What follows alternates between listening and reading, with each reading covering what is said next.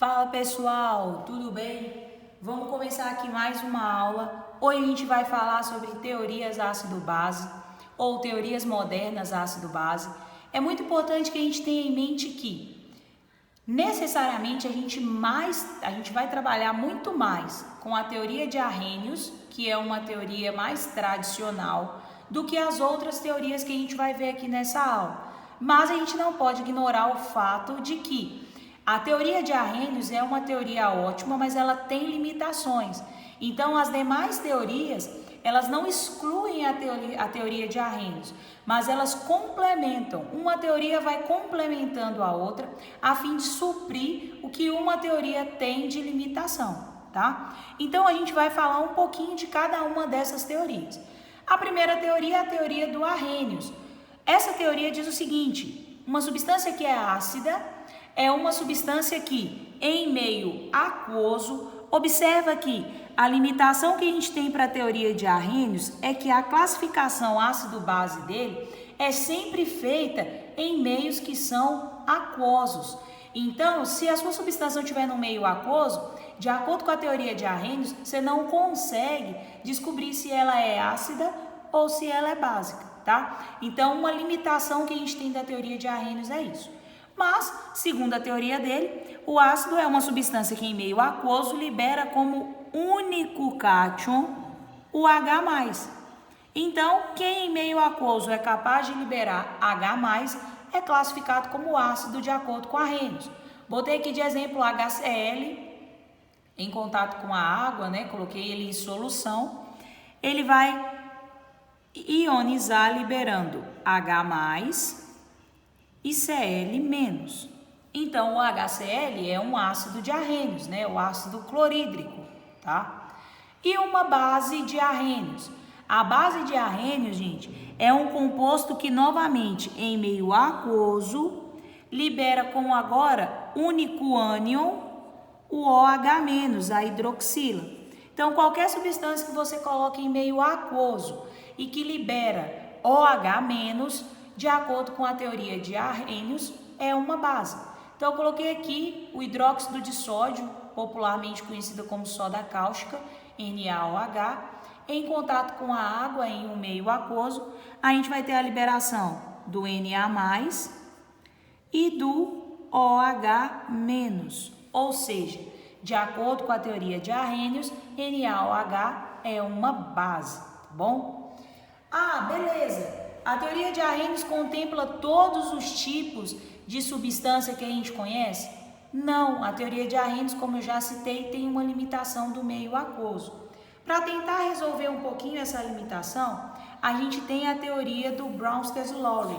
São dois pesquisadores, eles se uniram e propuseram a seguinte teoria: o ácido é a substância que doa prótons. Quem são os prótons aqui? H+. Então, eles estão falando que ácido é a substância que doa H+. E base é a substância que recebe H+, recebe o próton, tá? A ideia deles é sempre basear o raciocínio em processos que são reversíveis. Então, da mesma forma que um elemento doou o H+, em um sentido da reação, ele pode receber aquele H+ de novo no sentido oposto da reação.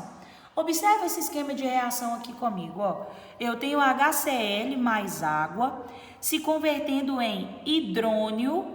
Gente, H3O+, a gente chama de íon hidrônio. Esse íon hidrônio, ele aparece quando? Quando a água recebe um H+. Então, olha, o HCl aqui, ele doou o próton. Então, o HCl funcionou como meu ácido. Ele doou o próton. Ácido. A água está funcionando como base. Por quê? Porque foi a água que recebeu o próton. Por isso que eu tive a formação do H3O+. É essa água aqui que recebeu o H+ e virou H3O+. Ok? Então, no sentido direto da reação, eu tenho HCl como ácido e água como base. No sentido inverso da reação, no sentido contrário, o que eu vou ter? Esse H3O+, vai doar o hidrogênio para o HCl, para esse Cl- aqui virar HCl.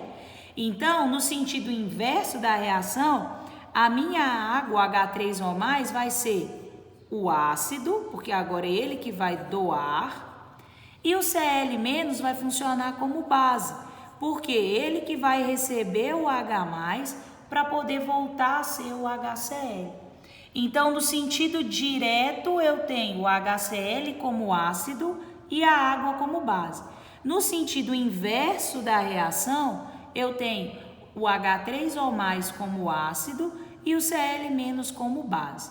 Gente, a gente trabalha nessa teoria aqui com o que a gente chama de par conjugado, tá? Eu tenho pares conjugados tanto para os ácidos e pares conjugados também para as bases. Então, eu tenho aqui o meu ácido 1 e o meu ácido 2, minha base 1 e minha base 2, tá? Para poder formar o par conjugado. A gente vai falar um pouquinho de par conjugado daqui a pouco. Agora, observe essa segunda reação aqui, ó. Vamos identificar do mesmo jeito quem foi o ácido, quem foi a base.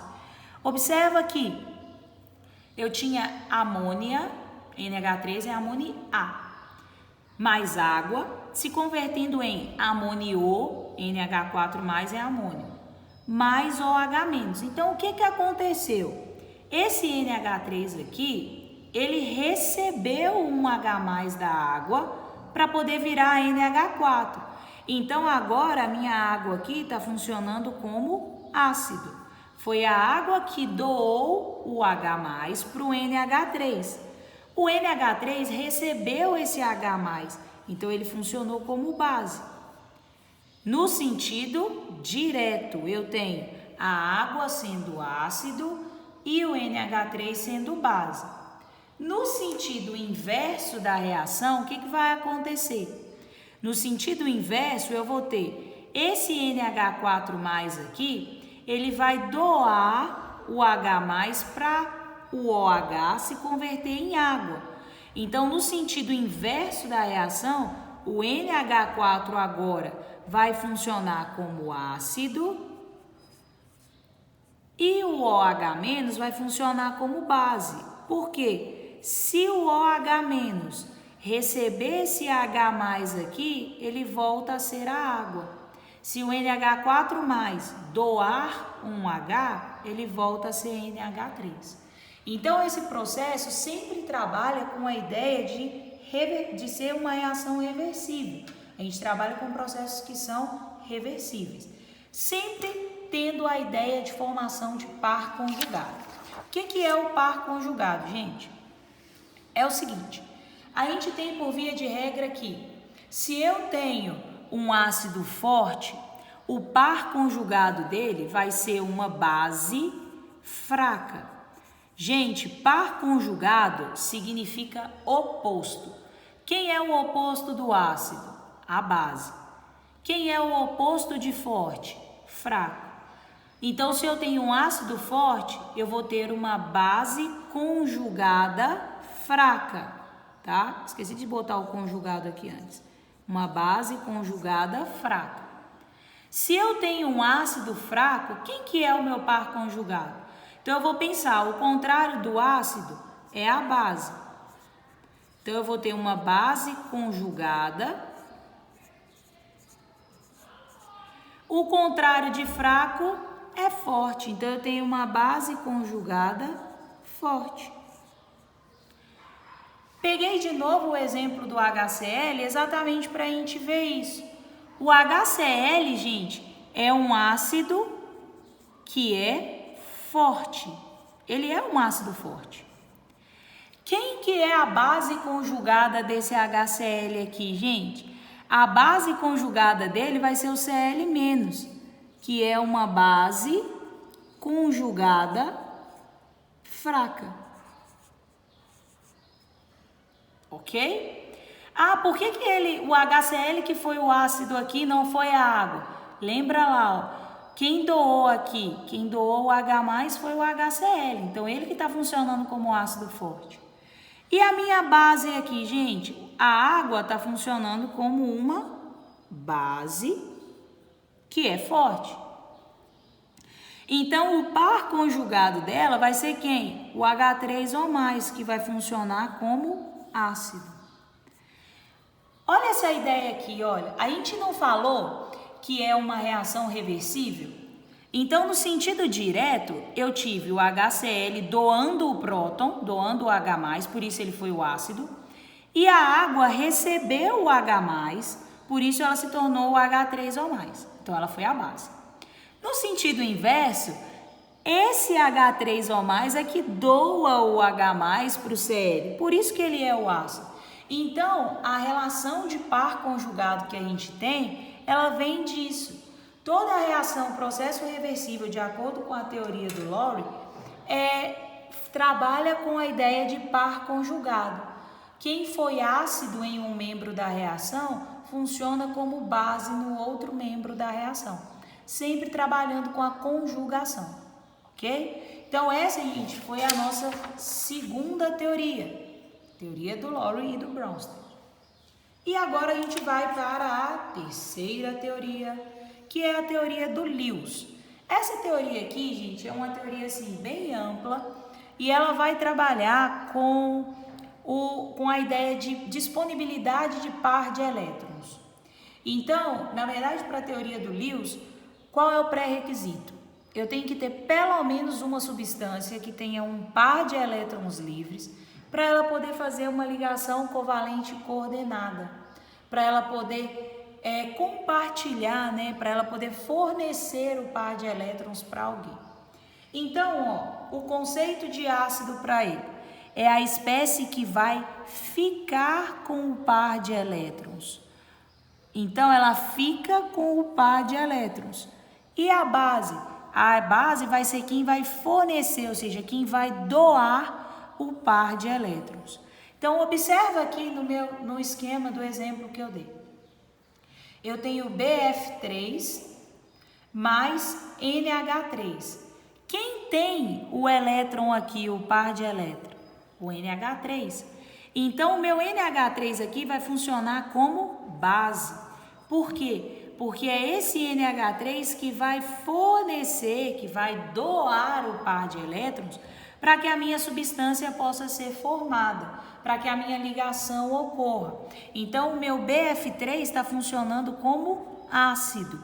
Por quê? Porque o ácido é aquela substância que fica com o par de elétrons. A mesma coisa eu coloquei aqui embaixo, ó, nesse segundo exemplo. Eu tenho o íon do zinco, né, o zinco 2+, e 4NH3. Quem está funcionando como base? Gente, quem vai funcionar aqui é quem está com o elétron para compartilhar, é o NH3. Então, ó, eu vou formar o Zn, NH3, 4, por que esse 4 aqui do lado de fora? Porque eu tinha 4NH3 aqui. 2+, esse 2+ aqui está relacionado até a valência do zinco, ok? Então, o meu NH3 aqui funciona como base. Por quê? Porque ele tem o par de elétrons para poder fornecer e o Zn2+ funciona como ácido. Por quê? Porque ele que vai receber esse par de elétrons. Tranquilo? Gente, então, ó, as teorias que a gente tinha para ver eram essas. O que vocês precisam pensar? Uma teoria não exclui a outra. Uma teoria não invalida a outra. Uma teoria simplesmente vai servir para complementar o que a outra teoria, às vezes, teve uma limitação em fazer. Então, a gente tem que pensar em processos de avanço. As teorias elas vão avançando para que fique mais amplo e mais completo o conceito que a gente está tentando determinar, ok? Pessoal, então é isso. Ótima aula, valeu, até a próxima.